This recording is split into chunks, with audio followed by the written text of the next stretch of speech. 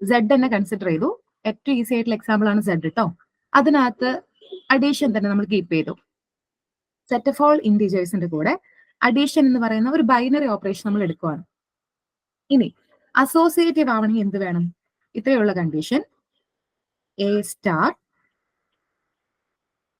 B star C is equal to A star B star C for all A B C belongs to Z. നിങ്ങൾ ഏത് 3 numbers എടുത്താലും എന്തുണ്ടാവണം? B star C, ആദ്യം പാരാന്തസിസിന്റെ ഉള്ളിലായിരിക്കും നമ്മൾ work ചെയ്യുക അല്ലെ. B star C ചെയ്തിട്ട് അതിന്റെ കൂടെ എ കൊണ്ട് മൾട്ടിപ്ലൈ ചെയ്യുന്നത്, multiply in the sense operation ചെയ്യുന്നതും, എ സ്റ്റാർ ബിനെ ആദ്യം ചെയ്തതിനു ശേഷം സി കൊണ്ട് ഓപ്പറേഷൻ ചെയ്യുമ്പോഴും ഒരേ നമ്പർ ആണ് കിട്ടുന്നത്, അല്ലെങ്കിൽ ഒരേ ഔട്ട്പുട്ട് ആണ് നമുക്ക് കിട്ടുന്നതെങ്കിൽ അത് എല്ലാ എ ബി സികൾക്കും ബാധകമാണെങ്കിൽ, എ ബി സി എന്ന് ഉദ്ദേശിച്ചത് ജനറൽ ആയിട്ടുള്ള 3 നമ്പേഴ്സ്,